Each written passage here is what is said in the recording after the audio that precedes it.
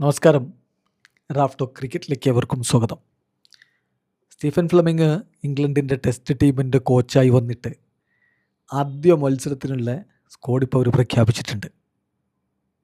ആദ്യ മത്സരങ്ങൾ 3 ടെസ്റ്റുകളുടെ ഒരു പരമ്പരയാണ്. പാകിസ്ഥാനെതിരെയാണ്. ഓഗസ്റ്റ് 19 മുതൽ ഓഗസ്റ്റ് 23 വരെ ആദ്യ ടെസ്റ്റ് ഹെഡിംഗ്ലിയിലാണ്.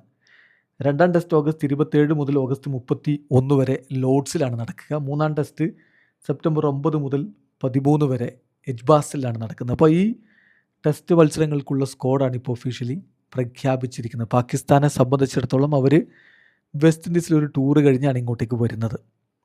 വെസ്റ്റ് ഇൻഡീസിൽ അവർ 1-1 സമനിലയാണ് അവിടെ പിടിച്ചത്. ഇംഗ്ലണ്ട് ആവട്ടെ ഇന്ത്യക്കെതിരെയുള്ള വൈറ്റ് ബോൾ സീരീസൊക്കെ കഴിഞ്ഞ് പിന്നെ ദി 100 അവിടെ നടക്കുകയാണ്. അതൊക്കെ കഴിഞ്ഞ് അവർ ഈ ഒരു മത്സരങ്ങളിലേക്ക് കടക്കും. ഏതായാലും ഇപ്പോൾ പുതിയ കോച്ചിൻ്റെ കീഴിൽ അവർ പ്രഖ്യാപിച്ചിരിക്കുന്ന സ്ക്വാഡ്, ഈ പരമ്പരയ്ക്കുള്ള സ്ക്വാഡെന്ന് നോക്കാം.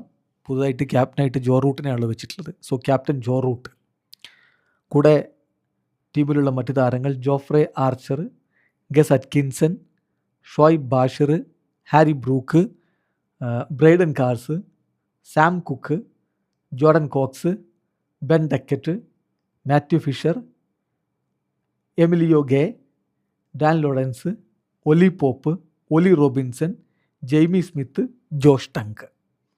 ഏതായാലും പുതിയ കോച്ച് എന്ന് പറഞ്ഞാൽ CSKയുടെ കോച്ചായിരുന്നു അദ്ദേഹം. കോച്ചിങ് പരിചയമൊക്കെ ഉള്ള ആളാണ്. പുതിയ കോച്ച് സ്റ്റീഫൻ ഫ്ലെമിങ്ങിന് എന്ത് തരത്തിലുള്ള ഒരു മികവ് ഇംഗ്ലണ്ടിലേക്ക് ഇഞ്ചക്ട് ചെയ്യാൻ പറ്റുന്നതാണ് അറിയേണ്ടത്.